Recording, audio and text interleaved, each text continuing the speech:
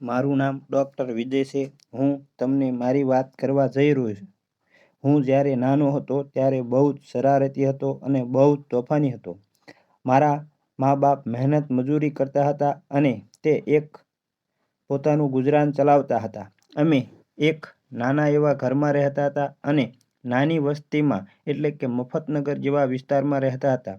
મારા તોફાનને કારણે મારા મા-બાપ મારી બહુ ચિંતા કરતા હતા અને મને કાંઈ સમજણ નહોતી પડતી એટલે હું તોફાન કરતો. કોઈને હડપલા લેવા, કોઈને હેરાન પરેશાન કરવા આ બધું કરી હું ઘરે આવતો અને તે બધા મારી ફરિયાદ લઈ મારા પિતાજી પાસે આવતા અને મારા પિતાજી મને બહુ જ ધમકાવતા. આ રીતે મારું બાળપણ વીત્યું હતું. મારા પિતાજી પોતે ફાટલા કપડાં પહેરતા અને મને ક્યારેય પણ ફાટલા કપડાં પહેરવા દીધા નથી અને મારી સારી રીતે સાર સંભાળ રાખતા. પોતે ભૂખ્યા રહેતા અને મને સારું ખાવાનું આપતા હતા. હું મારા પિતાનું એકનું એક સંતાન હતું એટલે બધા કહેતા કે આને મોઢે ચડાવ્યો છે, પરંતુ મને કાંઈ ફેર પડતો નહીં. હવે એક દિવસ એવું બને છે કે અમારા પાડોશીમાં એક છોકરો માંદો પડ્યો હોય છે. તેને દવાખાને લઈ જવામાં આવે છે તો ડૉક્ટર કહે છે કે આનું ઓપરેશન કરવું પડશે અને 2 લાખ રૂપિયા ખર્ચો થશે. આ બધું મેં નજરે જોયેલું અને તે છોકરાને દવાખાનેથી પાછો ઘરે લઈને આવી ગયા અને એનો દેશી ઉપચાર કરવા લાગ્યા. ત્યાં હું જતો હતો અને મેં આ વાત સાંભળી હતી. તેઓ કહેતા હતા કે અમારી પાસે 200 રૂપિયા નથી તો અમે 2 લાખનું ઓપરેશન ક્યાંથી કરાવી શકીએ. એટલે તે છોકરો તડપીને અંતે ભગવાનના ધામમાં ચાલ્યો ગયો. આ છોકરાની તે હેરાન થવાની અને ખૂબ રીબાણો એ મેં જોયું અને મારા દિલમાં દયા ઉત્પન્ન થઈ અને મારામાં પરિવર્તન આવી ગયું અને ત્યારથી મેં બધી શરારતો છોડી દીધી અને મેં એવું મનમાં ગાંઠ બાંધી લીધી કે મારે એક દિવસ ડૉક્ટર બનવું છે અને આવા માણસોની સેવા કરવી છે.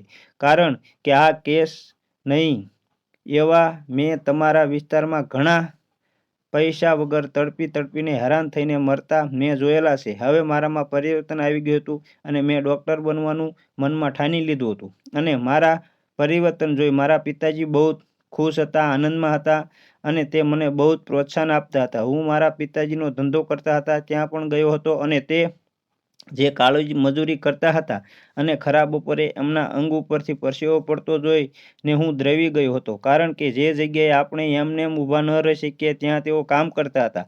એટલે મને મનમાં લાગી આવ્યું હતું અને મેં ભણવાનો નિર્ણય કરી લીધો હતો. હું 10મા ધોરણમાં આવ્યો એટલે મારું ટોપરમાં નામ આવવા લાગ્યું હતું અને હું સારા ટકાએ પાસ થઈ ગયો હતો. પરંતુ અમારી પાસે પણ આવી પરિસ્થિતિ નબળી હતી અને ભણવાના પૈસા નહોતા. પરંતુ મારા પિતાજી અને મારા માતાજી સખત મહેનત કરીને મને ભણાવવાનો એમને નિર્ણય કરી લીધો હતો. એમ કરતાં હું 12માં સાયન્સ રાખ્યું અને સાયન્સમાં સારી ટકાવારી લાવ્યો અને મને કોલેજમાં પ્રવેશ મળી ગયો. પરંતુ પૈસા ન હોવાને કારણે ઘણી તકલીફ વેઠવી પડતી હતી. મારા પિતાજીએ જે અમે રહેતા હતા તે ઘર પણ મારા ભણતર માટે વેચી દીધું હતું અને અમે ભાડે રહેવા લાગ્યા હતા. પરંતુ મારામાં એક લગન હતી, મારો એક નિર્ણય હતો, મારું એક લક્ષ્ય હતું કે ગમે તે થાય, ગમે તે ભોગે પણ ડૉક્ટર બનવું છે. હવે એમાં એવું બને છે કે મારા પિતાજીને કાંઈક રોગ થાય છે અને તે રોગને કારણે તે મહેનત મજૂરી કરી શકતા નથી. એટલે હવે મને બહુ જ દુવિધા આવવા લાગી અને હું હવે ચિંતામાં રહેવા લાગ્યો. મારા પિતાજીનું પણ એક ભયંકર રોગ હોવાથી તેઓ પૈસા ન હોવાથી એમનો ઈલાજ થઈ શક્યો નહીં અને તેઓ મૃત્યુ પામ્યા. એટલે અમે બહુ જ ચિંતામાં મુકાણા. એટલે બહુ જ સંઘર્ષ કરવો પડે એવો હતો. એવામાં મારી માતા એક ડૉક્ટરના ઘરે કચરા પોતા કરવા જતા હતા. તેમને વાત કરી કે મારો છોકરો મેડિકલ કોલેજમાં છે તો ડૉક્ટરે મારી માતાને કહ્યું કે તમે જો મારું કામ કરી આપી તો હું તમારા છોકરાનો ખર્ચો ઉપાડી લઈશ. મારી માતાએ હા પાડી અને તેઓ ત્યાં કામ કરવા લાગ્યા. હવે તે ડૉક્ટર સાહેબ રોજ મારી મમ્મીને સવારમાં ગાડી લઈને લેવા આવતા. મારી મમ્મી એક નાની એવી તેલની શીશી સાથે લઈ જતી અને ડૉક્ટરના ઘરે જતા અને તે જ્યારે પાછા આવતા ત્યારે થાકી ગયેલા અને અસ્તવ્યસ્ત દશામાં આવતા અને તેઓ ઘણા બધા પૈસા પણ લાવતા. આમ મારું ભણતર હવે આગળ ચાલ્યું. પરંતુ મને મારી માતા ઉપર કંઈક શક થવા લાગ્યો. એટલે મેં એમની તપાસ કરવાનું વિચાર્યું અને હું એમને છુપી રીતે એમના ઘરે સાનો-માનો પાછળ ગયો અને દરવાજો ખોલીને સાનામાના જોયું તો મારી આંખો ફાટી રહી ગઈ હવે તે કામ મારાથી જોવાણું નહીં અને હું ઘરે પાછો આવતો રહ્યો. આમ ને આમ આ મારી માતા આવું કામ કરતી રહી અને થોડા ટાઈમમાં તો ડૉક્ટર સાહેબે અમને એક નાનું મકાન હતું તે પણ રહેવા આપી દીધું અને થોડાક ટાઈમ પછી અમને 2 વ્હીલ ગાડી એક્ટિવા પણ લઈ દીધી હતી અને અમે સુખેથી રહેવા લાગ્યા હતા. પરંતુ આજુબાજુના અને પાડોશીઓ વાતો પણ કરતા હતા કે આ કાળા કામ કરતી લાગે છે, નહીં તો થોડા ટાઈમમાં આવું મકાન અને ગાડી ક્યાંથી થઈ જાય. પરંતુ મને ખબર હતી કે મારી માતા શું કામ કરે છે, તો તે હું તમને જણાવું છું. જે ઘરે મારી માતા કામે જતી હતી તે ડૉક્ટર અને તેમના પત્ની 2 જ રહેતા હતા. તેમને કોઈ સંતાન હતું નહીં અને ડૉક્ટરની પત્નીને પેરાલિસિસનો આંચકો આવી ગયો હતો. તેથી ઘરનું બધું કામ મારી માતા સંભાળતી અને તે જે તેલની શીશી લઈને જતી હતી, મારી માતા એવા તેલ વિશે જાણતી હતી કે જે પેરાલિસિસ થયું હોય તેને સારું થઈ જતું. તેથી તે તેલ રોજ ઘરે બનાવીને લઈ જતી અને ડૉક્ટરની પત્નીને રોજ નવડાવતી, ખવડાવતી, કપડાં બદલાવી આપતી અને રોજ આ તેલનું માલિશ કરતી.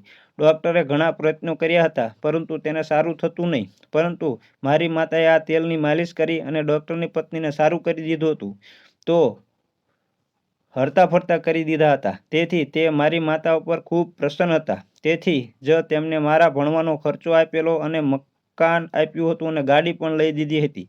અને એમને કોઈ સંતાન ન હતું, તેથી તે મને પોતાનો દીકરો માનવા લાગ્યા હતા. કારણ કે મારી માતાએ ડૉક્ટરનું બહુ જ સારું કામ કરી દીધું હતું અને તેમના પત્ની પણ ખુશ હતા. તેમની પાસે બહુ પૈસા હતા. પૈસા તો હતા પણ સંતાન ન હતું.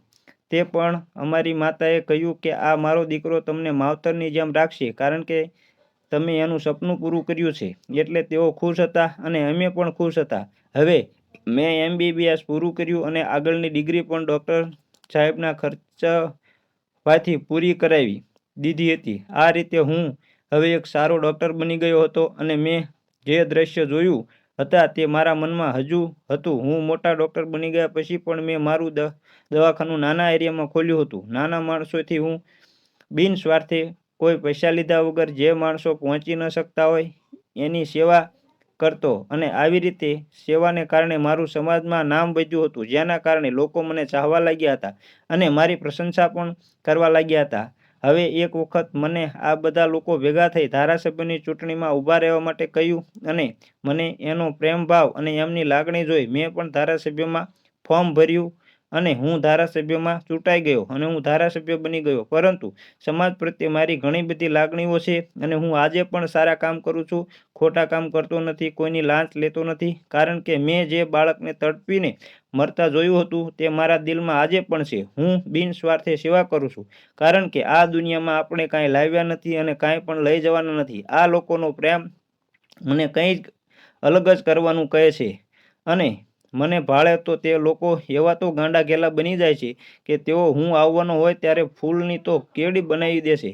તો આ રીતે હું એમનો પ્રેમ જોઈ બહુ જ ખુશ છું. તો મિત્રો, અહીં હું મારી વાત પૂરી કરું છું અને જો તમને અમારી વાર્તા સારી લાગી હોય તો એક કોમેન્ટ કરજો અને કોમેન્ટમાં હર હર મહાદેવ લખજો. લાઇક, શેર અને ચેનલ પર નવા હોય તો ચેનલને સબસ્ક્રાઈબ જરૂર કરી લેજો. જય માતાજી મિત્રો.